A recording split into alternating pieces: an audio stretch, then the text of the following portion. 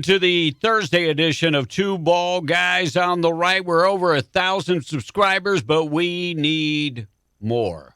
We'll take more. Well, we need much more. So keep going. We've hit the plateau. The benchmark was 1,000, but now we're moving the bar because that's the way we are. So exactly. we'll take a couple more. We got a lot of things to get to on the New Mexico edition of Two Ball Guys on the Right. We're going to be talking about some new developments with a lawsuit coming out against the governor. The governor, not only did she pay off the groper, she also paid off her daughter. We'll get to all of that stuff coming up this morning. And where's New Mexico's population going to be? Because we know the census numbers have come out.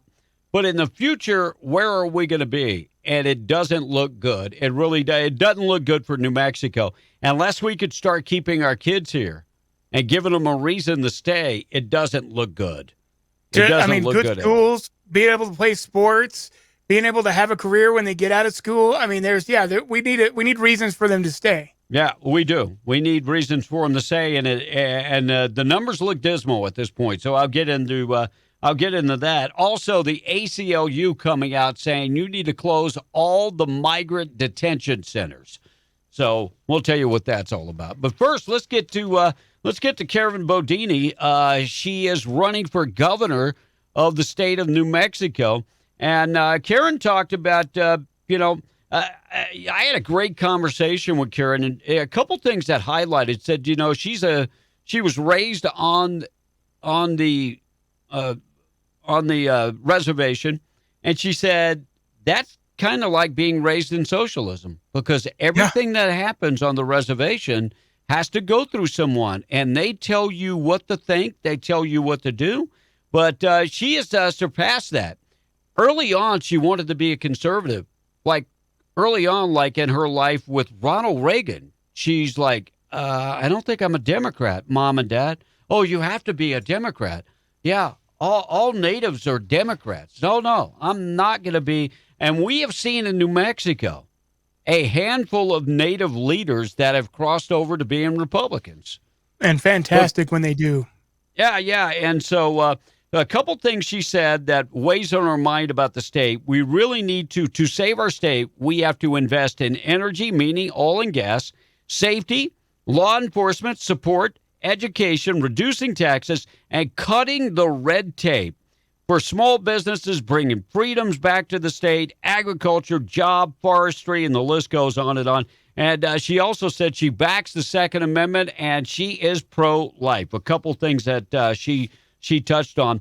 She held her official coming out party saying she was going to run for governor of New Mexico. She held it in Grady, New Mexico, and we had the opportunity to talk to her the week before. Here's what Karen had to say about who is Karen Bedonie. Here's what she had to say. And I'm a full-blooded Native American Navajo woman, but I always identify myself first as an American Native American Navajo woman first. And I have 8 children, and I have businesses that I built from the ground up with my husband, and we homeschool, and we've done the very conservative lifestyle inside the very heavy socialistic atmosphere that we've grown up. So they grew up in a socialistic, lifestyle.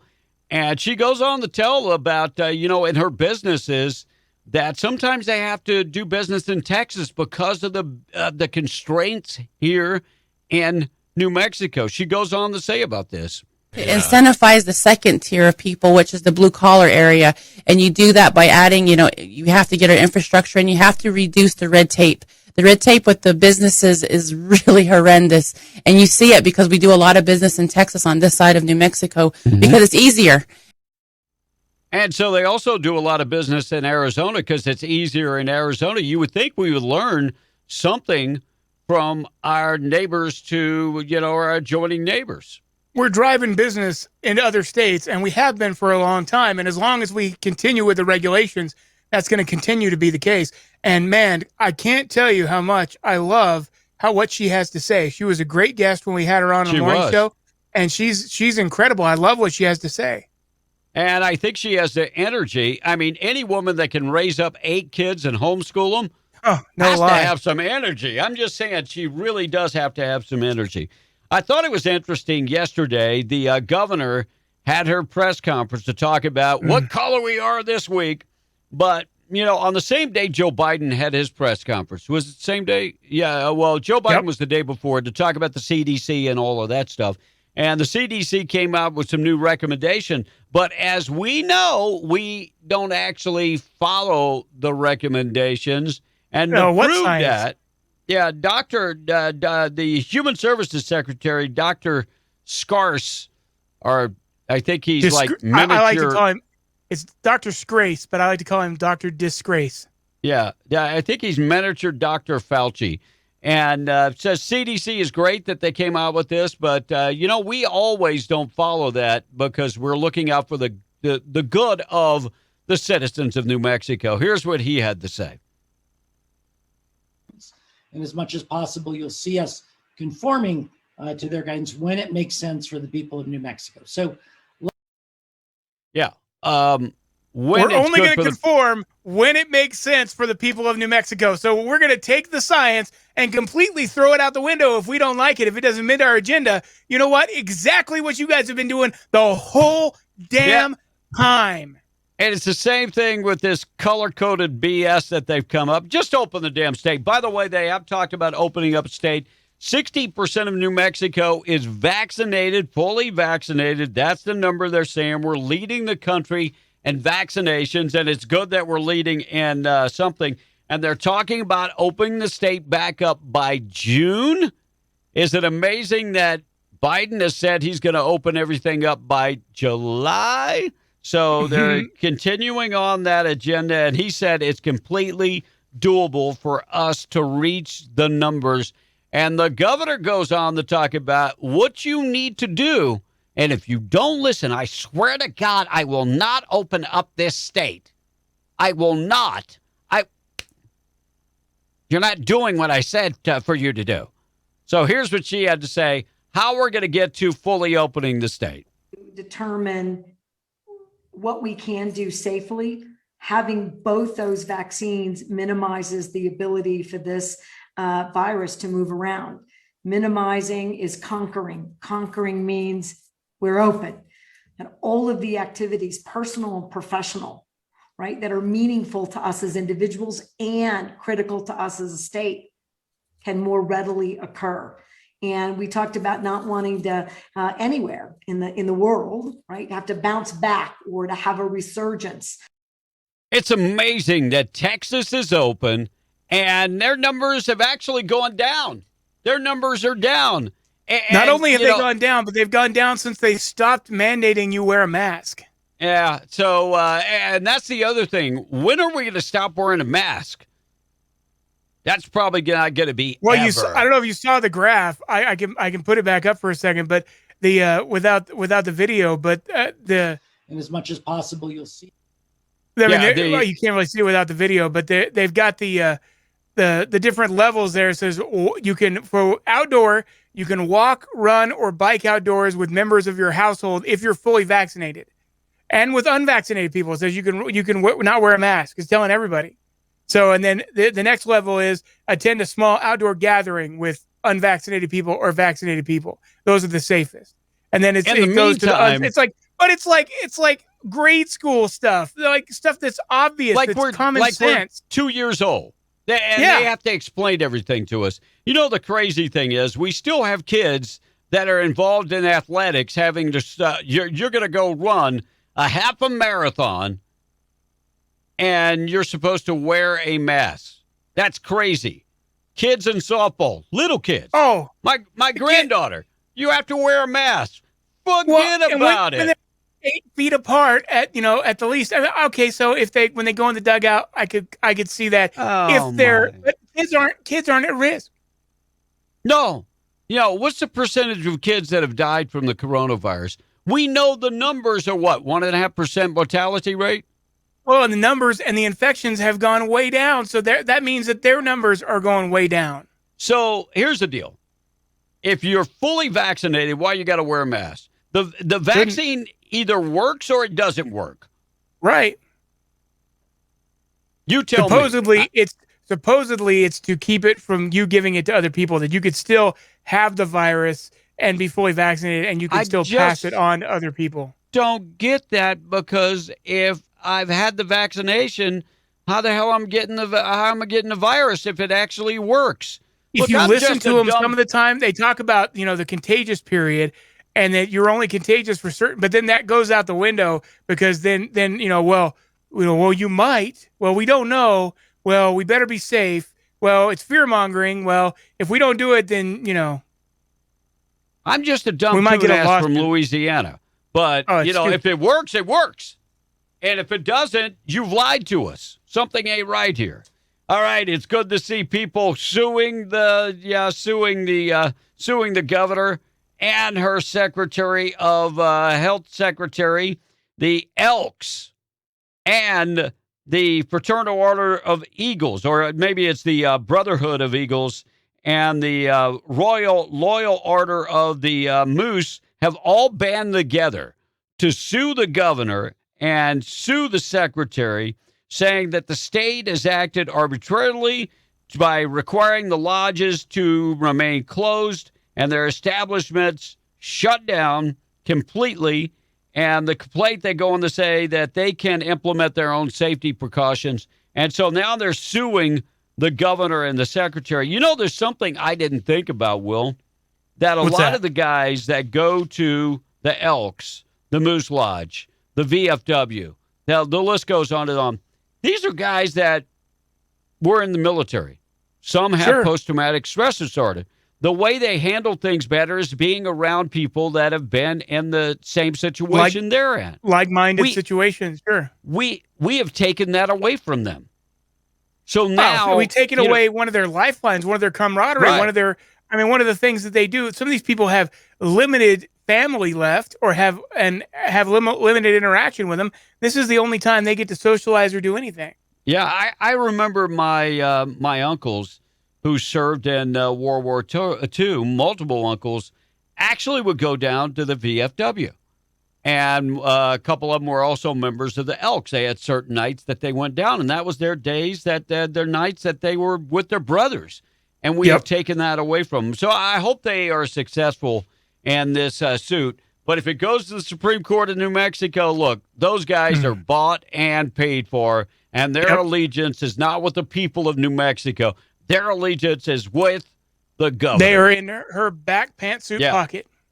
Well, it's good. We know the governor has spent a lot of money out of her campaign coffers. She paid $60-something thousand to a guy that she groped. And then we just discovered that she paid a little money to her daughter. Now, her daughter is in the business of cosmetology, and she paid her daughter, Erin Gresham, about $1,040 for her services getting her ready for media preparation. That's what it was listed on the campaign finance stuff, media preparation. Under her LinkedIn account, Erin said that she is a makeup artist and a freelance hairstylist. So I think it might, her daughter needed some money, and she was like, we'll take it out of the campaign money, okay? Yeah, here. You did my hair this day. Here you go, honey. Yeah, here you go. But even on her daughter's LinkedIn account, it said that she's a hair and makeup stylist for members of the New Mexico State Representatives and New Mexico State Democratic Party. She has since moved to California to continue her education in the beauty industry. Now, can you go and get like a doctorate in beauty? I don't think so. She just went to Wacky Land so she could be with the rest of the wackies. So Michelle Lujan Gresham continues to bend the rules. And if I had given her money, I would be like, whoa. I gave you money for your campaign. I didn't give you money to pay off the guy you groped. The second guy that you groped. Allegations are still coming out. So, you know what I say? Man or woman in the Democratic Party, a bunch of damn gropers. We start with Cuomo and end with Gresham. Unbelievable. So the governor, by the way, is encouraging people to get back to work. We were giving out this unemployment money like, we had the money. And now they're encouraging people, hey, go back to work. The problem with this is that we've incentivized unemployment to a certain degree, and the unemployment will not go away, and they might extend it. Come September, they might extend it again. And Biden is making it worse with what he's doing in Washington by adding these additional credits for people who have kids. So now, if you don't have a job and you have a bunch of kids, what's your incentive to go back to work? So Gresham said her administration would use $1.6 billion that over the next 2 years that they got for the feds to pay for unemployment. Unemployment in the state of New Mexico is still 8.3%, so relatively high for the state. And an area where we are in southeast New Mexico, man, our unemployment rate is always very, very low because we got workers, people that get up every morning, put a pair of boots on, and get their butt out to the field and work. But that's right. The pandemic and Joe Biden has killed that, and it's hanging on. Oil and gas is hanging on, but it dang sure ain't what it used to be.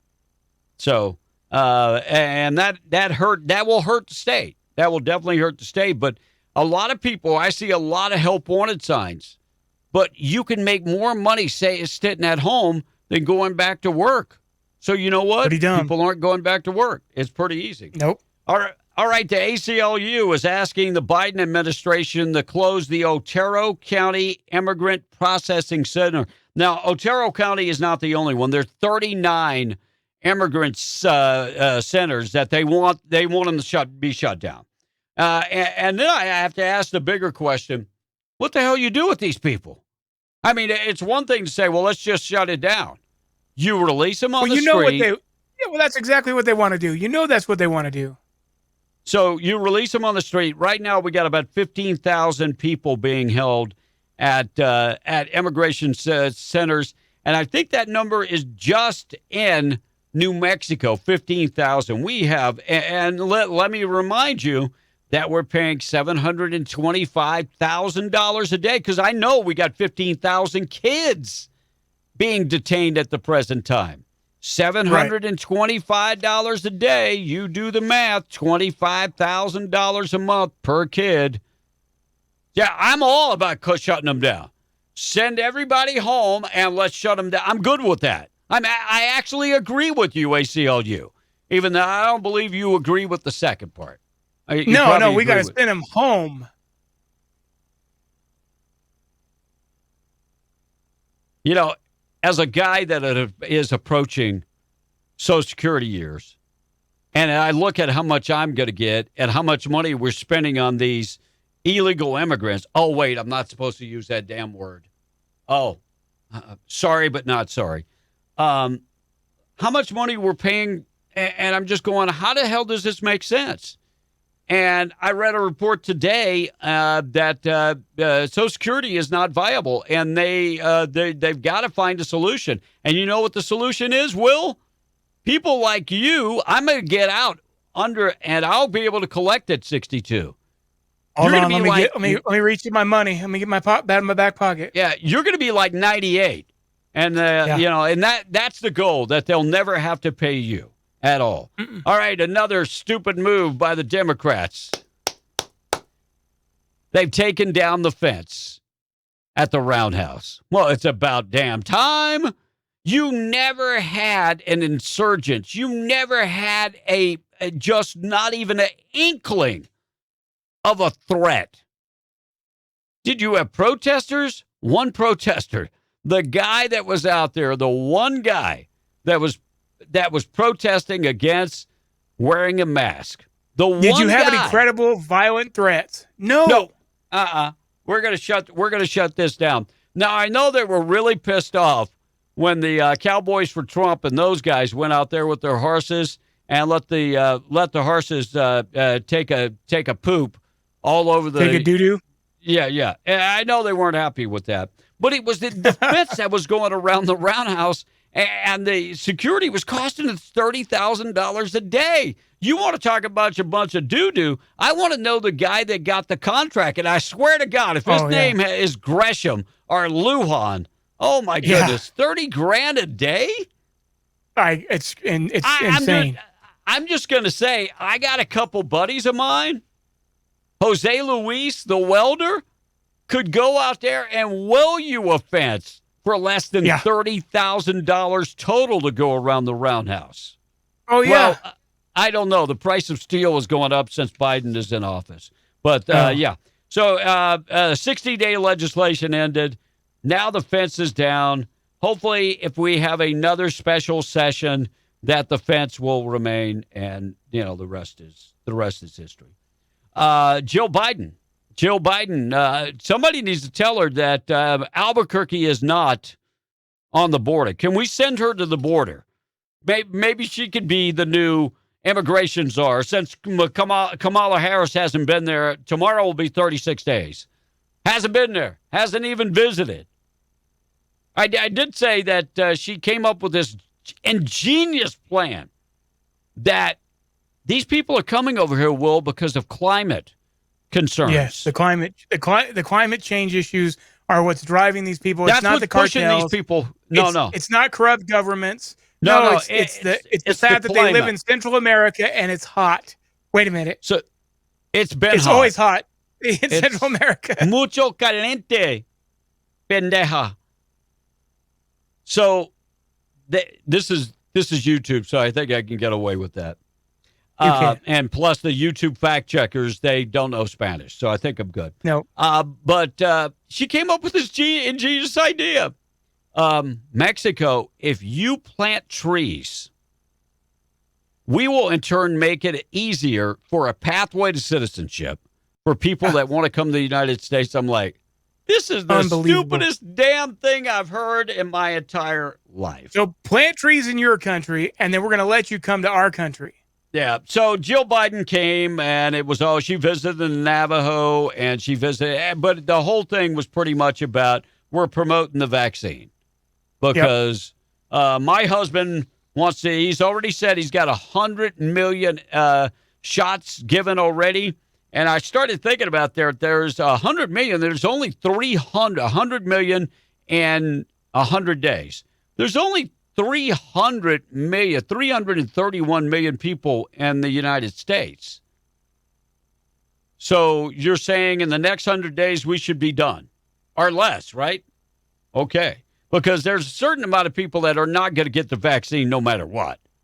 Right. I mean, You could tell them you're going to give them $10,000. They're probably still not going to get the vaccine. It is what it is. All right. Census numbers have come out.